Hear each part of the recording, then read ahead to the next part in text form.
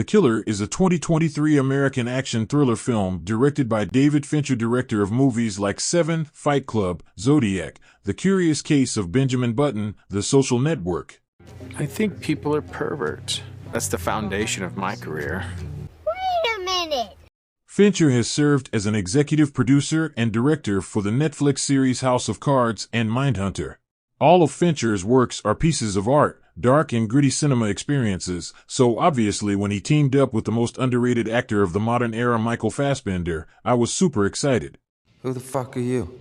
Now this movie is neither grand nor a popcorn blockbuster. It's a well-made 2-hour-long engaging episode of Mindhunter spin-off, at least that's how the movie felt. The story begins with Michael Fassbender's character preparing for his well-planned assassination procedure. The protagonist has no name, his past and background is completely unknown to the audience. The filmmaker holding back key background data in order to create suspense, similar to James Bond. You really have no idea who Bond is beyond his name and badge number. The name's Bond. James Bond. Similar to Bond, our protagonist is unpredictable, and there is a grand mystic to his character. Who is this fellow? What does he want? Fincher wants us to follow his main character without any knowledge of who he is. We are supposed to follow the journey that is the movie, like Christopher Nolan once said. I'd say don't try to understand it, just feel it. The story starts with the killer failing to assassinate his target. The careful and meticulous assassin misses his mark. The dude spends hours and days preparing for his target. Yet somehow, due to bad luck, fails to hit the mark. For the first time in his line of work, my dude decides to leave the place with no evidence left behind. The killer leaves the country after having an entire makeover. The killer leaves to his Dominican Republic safe house, but unfortunately his client had already sent a team to the killer's safe house to eliminate the lead man, but unfortunately it was his romantic partner who got caught and tortured for information on the killer.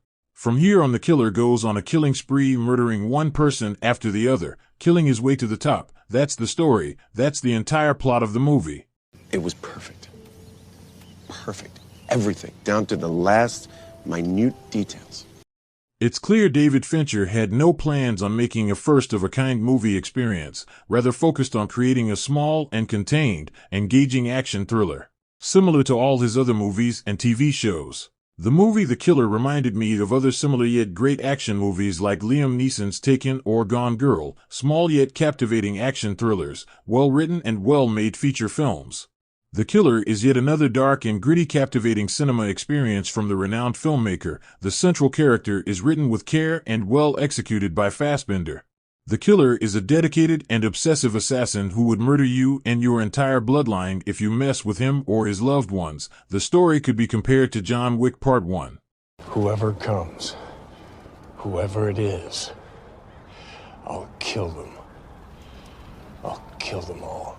Though I would say John Wick movies seems to have higher budget for those big action set pieces, The Killer isn't that big of a movie. The action scenes in The Killer are small-scale sets, with one or two people fighting at a time. Meanwhile, John Wick Part 1 had that big car chase scene and those disco club fight scenes that defined those John Wick movies. There is a fight scene between the killer and his prey who attacked his girlfriend. It seemed like Michael Fassbender did most of his own stunts. Dude also had a pit bull run behind him for good measure. No dogs died in this movie, unlike John Wick. Again, The Killer is one of those small dark action thrillers that would entertain a certain range of moviegoers. People who enjoy movies like Taken or John Wick would definitely be impressed with this Netflix feature film. The acting from Magneto is praiseworthy. That's why he's the GOAT! The GOAT! He plays the calculated killer with precision and matured calmness. I wouldn't be surprised if Netflix ordered a sequel for The Killer, though I would have loved it. If Netflix and David Fincher made Mindhunter Season 3 instead, I would also accept The Killer as an apology from Netflix for canceling Mindhunter series. You know, I keep telling everybody they should move on and grow. Some do, but not us. Have you seen The Killer? Did you enjoy the movie? Do let me know in the comments. Bye. Bye, Yukio.